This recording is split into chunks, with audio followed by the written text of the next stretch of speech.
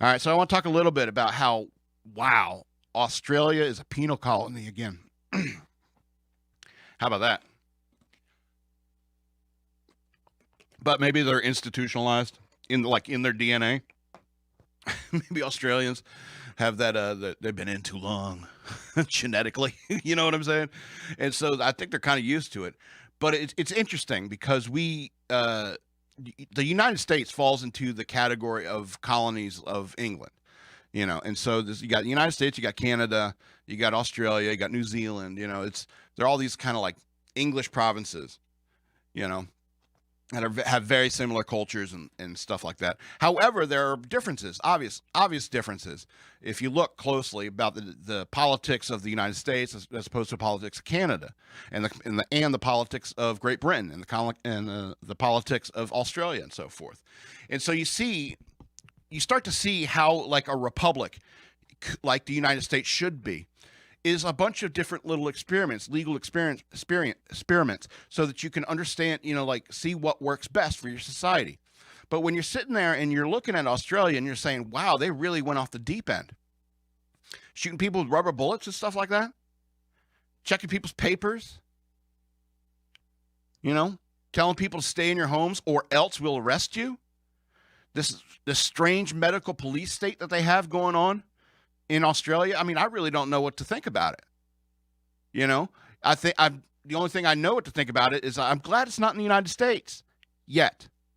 But here's the thing: Australians, I don't think they have guns anymore. I think after the Christchurch shootings, I don't remember those shootings down there.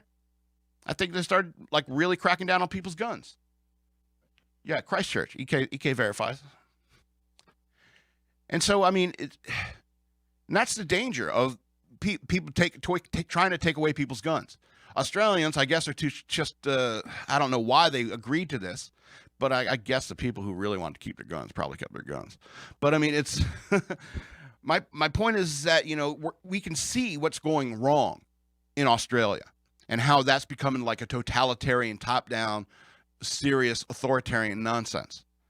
All right, and we cannot let that kind of thing happen here. We cannot let that happen because all this stuff is kind of ridiculous. And when they're talking about their new world order, we cannot stand for that. It's, people want to say is like, oh, you're conservative. And it's like, no, I've always been a rebel. My entire life, I've always been a rebel, and I don't like bullies. All right? And that's what I see these days. I see a bully, authoritarian government trying to take shape within the Western world. And that is not going to happen as long as I'm alive. I'll fight against it with every ounce within me. I don't want to live in a world like that. Cops shooting rubber bullets at people because they're outside in free assembly. No. You know the way I begin this show. I reference the Bill of Rights, and I'm all about the Bill of Rights. And so you start trying to take away people's freedoms. The government doesn't give anything back. The government just keeps growing bigger and bigger and bigger and bigger and bigger. And it's been doing that for decades, since its inception. And that's kind of the problem, is we need to start like trimming the fat off this turkey in Washington. Anyway, because we don't want to end up like the Australians. God help them. I pray for them. I watch, what's her name? Daisy Cousins. She's a YouTuber. And the way she has to self-censor herself just to get on YouTube because she's in Australia. And then knowing she has to like hole up in her house. Can't go anywhere. I'm glad Sydney Watson made it to the States.